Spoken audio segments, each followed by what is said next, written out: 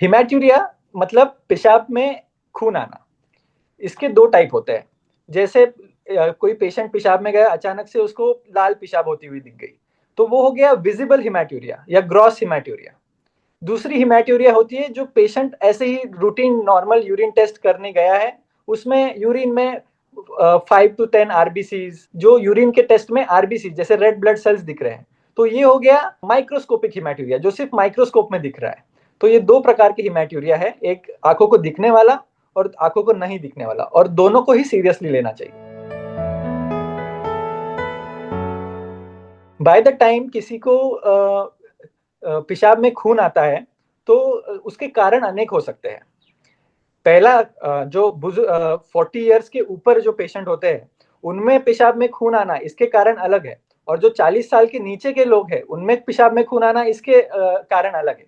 Suppose कोई patient है जो 20 साल का, सपोज कोई लड़का है, उसको पेशाब में खून आ रहा है, तो उसके कारण हो सकते हैं यूरिन में इन्फेक्शन होना, पेशाब के जगह कोई स्टोन होना जैसे किडनी स्टोन, यूरेटर स्टोन। तीसरी चीज है कोई मार, उसको कोई मार लगी है, कोई एक्सीडेंट हुआ है। चौथी चीज है कि उसमें कोई किडनी या पेशाब की नली में कोई बनावटी दिक्कत है क्या, कि इसके वजह से इसको पेशाब में खून आ रहा है। ये हो गए यंग लोगों के कारण। फिर जो 40 साल के ऊपर के लोग हैं इनमें पेशाब में खून आना इसके कारण अलग है। जैसे पहला कारण तो है कि 40 साल के ऊपर आजकल के जमाने में हमेशा आपको कैंसर रूल आउट करना है। ये पेशाब के थैली का कैंसर हो सकता है, प्रोस्टेट कैंसर हो सकता है मर्दों में, या बहुत मर्दों और औरतों में किडनी कैंसर हो सकता है। तो बेसिकली सोनोग्राफी करके ये कैंसर रूल आउट करें।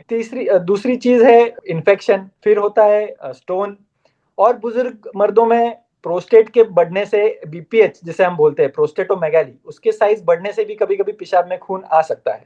तो age group wise causes of haematuria अलग है, और उनके उसके वजह से उनके प्रेजेंटेशन भी अलग होता है। अगर किसी को कैंसर की वजह से पेशाब में खून आ रहा है तो उसके साथ में उनकी भूख भी कम हो जाएगी, उनका वजन कम हो जाएगा, बाकी वीकनेस होगा थोड़ा, क्योंकि ब्लड लॉस हुआ है, तो ये सारी दिक्कतें होंगी। अगर किसी को इन्फेक्शन की वजह से आ रहा है तो उनको साथ में बुखार भी होगा। किसी को स्टोन की वजह से हिमैट्यूरिया हो रहा है तो उनको थोड़ा दर्द भी होगा। तो ये कारण अनेक है, सबके सिम्टम्स अलग अलग है, और एज ग्रुप के हिसाब से उनको इन्वेस्टिगेट करना चाहिए।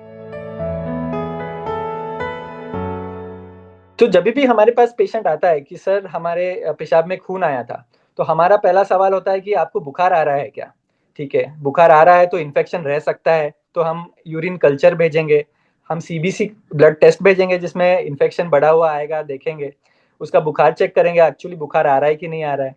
अगर उसको कोई कहीं दर्द हो रहा है तो हम हमारे जहन में रखेंगे कि उसको कहीं स्टोन हो सकता है, कहीं अटका हुआ रह सकता है, तो अल्ट्रासाउंड में वो भी पकड़ आएगा या एक्सरे में पकड़ आएगा। दूसरी चीज है कि अगर कोई ज़ैफ इंसान है, जो बुजुर्ग है, उनको कोई पेशाब में खून आ रहा है तो हम सोनोग्राफी में ध्यान में रखेंगे कि प्रोस्टेट का साइज कितना है, और अगर सोनोग्राफी में कहीं ट्यूमर दिख रहा है क्या। और हमेशा हम सीटी स्कैन, जहाँ जिन भी पेशेंट्स को पेशाब में खून आ रहा है उनको हम सीटी स्कैन करेंगे ही करेंगे, क्योंकि सोनोग्राफी में काफी टाइम ऐसे होता है कि छोटे स्टोन्स हो गए या छोटे ट्यूमर्स हो गए, ये कभी कभार मिस हो सकते हैं। और एक भी छोटा ट्यूमर या एक भी छोटा स्टोन जो पेशाब में खून तक ला रहा है, ये कोई भी मिस नहीं करना चाहिए। तो हमेशा सीटी स्कैन की जरूरत इसमें पड़ती है।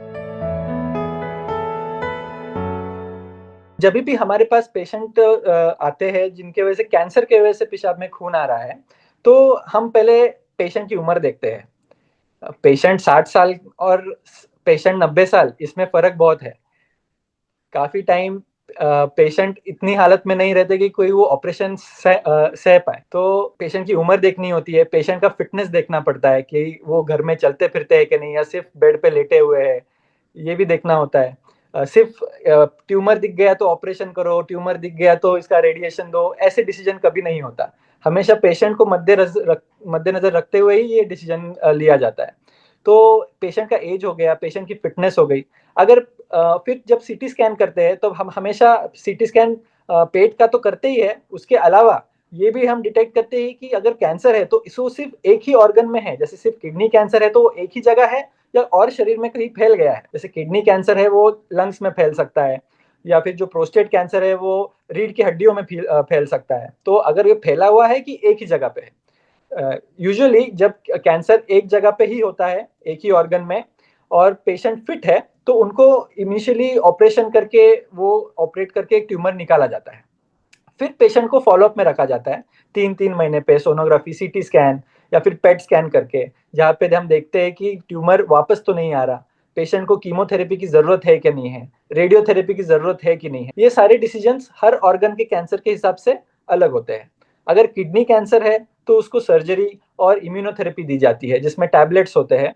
अगर प्रोस्टेट कैंसर है तो अगर पेशेंट फिट है तो उसमें प्रोस्टेटेक्टमी की जाती है और उसके बाद में पेशेंट को रेडियोथेरेपी या कीमोथेरेपी भी लग सकती है। अगर प्रोस्टेट कैंसर फैला हुआ है तो पेशेंट को कीमोथेरेपी ऑपरेशन नहीं किया जाता, सिर्फ कीमोथेरेपी और एंड्रोजन डिप्राइवेशन थेरेपी और हार्मोनल थेरेपी, ऐसे 3 लाइन ऑफ थेरेपी दी जाती है। और अगर समझो पेशाब के थैली का कैंसर है और पेशाब के थैली का कैंसर सिर्फ पेशाब के थैली में है तो उसको दूरबीन द्वारा ही बिना चीरे के ही निकाला जा सकता है। हाँ, और अगर पेशाब की थैली का कैंसर एक स्टेज और आगे बढ़ गया है तो उसको पेशाब की थैली निकालनी पड़ती है और उसको नई पेशाब की थैली बनाई जाती है और उसके साथ में उनको कीमोथेरेपी दी जाती है। तो अगर आपके पास स्टेज 1, स्टेज 2, स्टेज 3 तक का भी कैंसर है तो इसको ऑपरेशन की द्वारा ट्रीट करके कीमोथेरेपी लगा के पेशेंट को अच्छी लाइफ दी जा सकती है, जिसकी वजह से हम मेडिकल टर्म्स में इसमें 5 ईयर सर्वाइवल और 10 ईयर सर्वाइवल बोलते हैं, जो परसेंटेज ऑफ सर्वाइवल इंप्रूव हो सकता है। और अगर स्टेज 4 कैंसर है कोई भी जगह का, जैसे किडनी हो गई या प्रोस्टेट हो गई, तो हम पैलिएशन ट्रीटमेंट बोलते हैं, जैसे जितनी दिक्कत हो उतना ही ठीक करो। जैसे पेशाब उनको दर्द हो रहा है तो दर्द की दवाइयाँ दो, अगर पेशाब में रुकावट हो रही है तो रुकावट दूर करो। तो पैलिएटिव ट्रीटमेंट। अगर स्टेज 4 है, मतलब कैंसर इतना फैल गया है कि आप इसको पूरा जड़ से नहीं निकाल सकते, तो पैलिएशन ट्रीटमेंट दो। या पेशेंट बहुत बुजुर्ग है, 80 साल से ऊपर है, बिल्कुल फिट नहीं है, 90 साल के ऊपर है, तो आप पैलिएशन ट्रीटमेंट करो, जिनमें सिर्फ जितनी दिक्कतें हो उतना ठीक करो और पेशेंट को बाकी जो बची जिंदगी है उसको स्मूथली, अच्छे से, क्वालिटी ऑफ लाइफ के साथ में अच्छे से वो गुजार सके। जब भी हमारे पास पेशेंट्स आते हैं जिनका रोड ट्रैफिक एक्सीडेंट हो गया हो, कभी कभी खेतों में पेट पे ट्रैक्टर चला गया है, किसी ने गाड़ी एक्सीडेंट कर दी है, तो उनको तो पहले कंप्लीट बेड रेस्ट एडवाइस की जाती है। नेक्स्ट स्टेप ऑफ इन्वेस्टिगेशन होता है सीटी स्कैन। सीटी स्कैन में हमें पता चलता है कि कितनी इंजुरी है। यूजुअली जो लेवल ऑफ इंजुरी होती है वो 5 स्टेजेस में डिवाइड की जाती है और अभी तक तो 4 स्टेजेस जो होते हैं उसमें ऑपरेशन की जरूरत ही नहीं होती। सिर्फ अगर 5वां स्टेज है, मतलब पूरी तरीके से तहस नहस हो चुका है, किडनी इतनी टूट चुकी है कि उसको बचा के कोई फायदा ही नहीं होगा या फिर बहुत खून बह रहा है, तो ही ऑपरेशन की जरूरत होती है। नहीं तो यूजुअली जो पहले 4 स्टेजेस होते हैं, किडनी को थोड़ा सा इंजरी हुई है या पेशाब की थैली थोड़ी फट गई है या फिर 50% तक ही हुआ है, तो आप किडनी फिर भी बचा सकते हैं और पेशाब की थैली सब पूरी बचा सकते हैं, इसमें ऑपरेशन की जरूरत नहीं होती। तो क्योंकि ये सब जो ऑर्गन्स है, पेशाब की थैली, किडनी, प्रोस्टेट, ये पेट के पीछे है, तो यूजुअली इनको जो चोट पहुंचती है, ये सामने जो लिवर है, आपकी आंत हो गई, ये सबको पार करते हुए फिर आती है, तो काफी प्रोटेक्टेड ऑर्गन्स है। तो इनमें जब तक बहुत बड़ा एक्सीडेंट ना हुआ हो, बहुत ग्रेड 5 इंजुरी ना हो, तो इनमें ऑपरेशन की जरूरत नहीं होती। दूसरा हो गया इन्फेक्शन। अगर इन्फेक्शन की वजह से खून आ रहा है तो इनको एंटीबायोटिक्स की जरूरत है। हम पहले हमेशा एंटीबायोटिक्स देने के पहले यूरिन कल्चर जरूर जरूर करवाएं, क्योंकि काफी सारे कीटाणु ऐसे होते हैं जो एक एंटीबायोटिक्स की वजह से ठीक नहीं हो सकते। कौन सी एंटीबायोटिक कौन से कीटाणु पे काम करेगी वो यूरिन कल्चर के माध्यम से हमें पता चलेगा। अगर एक एंटीबायोटिक काम नहीं कर रही और हम उसे 2 हफ्ता 3 हफ्ते जा रहे हैं तो कीटाणु बढ़ते ही जाएगा, ठीक नहीं होगा। तो पहले यूरिन कल्चर करें, उसमें कौन सी एंटीबायोटिक काम कर रही है वो देखें, उसके बाद में वो एंटीबायोटिक का पूरा कोर्स करें। ये नहीं कि 3 दिन ले लिया, पेशाब में खून कम आया इसलिए छोड़ दिया। पूरी 7 दिन या 14 दिन की जितनी भी थेरेपी है वो पूरी एंटीबायोटिक कोर्स कंप्लीट करें, फिर उसके बाद में आप निश्चिंत हो जाए कि यूरिन इन्फेक्शन ठीक हो गया है। अगर आप इनकम्प्लीट एंटीबायोटिक कोर्स करेंगे तो अगली बार 1 महीने बाद या 2 महीने बाद वापस वही कीटाणु आएगा और पिछले बार जो एंटीबायोटिक काम कर रही थी वो अगली बार शायद से काम ना करे। तो ये सारी चीजें इंपॉर्टेंट है। पेशेंट्स पेशाब में खून लेके आते हैं तो ये शरीर का एक संकेत होता है कि अब समय हो गया है कि आप उठ के डॉक्टर के पास जाइए और इलाज करिए। फिर भी जो पेशेंट्स इसमें टाइम वेस्ट करते हैं कि अल्टरनेटिव मेडिसिन की ओपिनियन जो लेते हैं, I am an allopathic doctor, I can not comment on what other modalities of treatment are, लेकिन जितनी एलोपैथी एडवाइस करती है इसमें हर स्टेज के वजह से हर स्टेज के हिसाब से स्टेज 1 का एक ट्रीटमेंट है, स्टेज 2 का एक ट्रीटमेंट है, स्टेज 3 का एक ट्रीटमेंट है और स्टेज 4 का एक ट्रीटमेंट है। हर ट्रीटमेंट जो है एक साइंटिफिक एविडेंस पे रैंडमाइज्ड क्लिनिकल ट्रायल करके वर्ल्ड वाइड स्टडी करके इस पे कंक्लूजन आया गया है। और जो यूएस में ट्रीट किया जा रहा है वो भी इंडिया में भी वही ट्रीटमेंट दी जा रही है।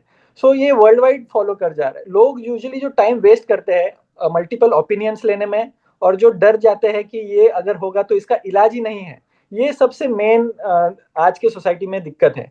अगर आपको कोई दिक्कत है, आपको कोई ट्यूमर निकल रहा है तो उसका इलाज अवेलेबल है, आप जल्दी से जल्दी जाइए, इलाज जल्दी से जल्दी शुरू करिए। क्योंकि पेशेंट को क्वालिटी ऑफ लाइफ और पेशेंट को जितने साल आप दे पाएंगे जल्दी से जल्दी ट्रीटमेंट देके, ये time is essence in surgery, in cancer surgery. Time is life. अगर आप जितना टाइम ओपिनियंस लेने में 1 महीना वेस्ट करेंगे उतनी पेशेंट की जिंदगी कम होते जा रही है। तो जल्दी से जल्दी इसका डिसीजन लीजिए और आप एक कोई भी ऑन्को सर्जन या यूरोलॉजिस्ट है उनके पास आप जाके आप आगे की ट्रीटमेंट शुरू कर दीजिए। हाँ, अगर जो इंजुरी की वजह से ब्लीडिंग हो रही है या इन्फेक्शन की वजह से ब्लीडिंग हो रही है, इसमें यही है कि बार बार ये चीजें हो ना पाए, इसलिए आप लाइफस्टाइल चेंज कर दीजिए। जो भी आपको परहेज करने के लिए बोल रहे हैं, अगर आपको एक लॉन्ग टर्म थेरेपी करने बोल रहे हैं, एंटीबायोटिक्स लेने बोल रहे हैं, तो पूरी एंटीबायोटिक्स को आप कंटिन्यू करिए। ये नहीं कि आप 2 दिन लेके छोड़ दे, 3 दिन लेके। इनकम्प्लीट थेरेपी और डॉक्टर की बात न मानना, ये इन्फेक्शन में और चोट लगने में, दोनों में हानिकारक हो सकता है। और कैंसर में मेन चीज है कि टाइम। आप टाइम रहते हुए डॉक्टर पास जाइए, डरिए मत। हर चीज का अब इलाज आ गया है और टाइम से इलाज होने से आपकी पेशेंट की लाइफ भी अच्छी रह सकती है। और ना सिर्फ टाइम क्वांटिटी ऑफ लाइफ लेकिन क्वालिटी ऑफ लाइफ भी अच्छी रह सकती है।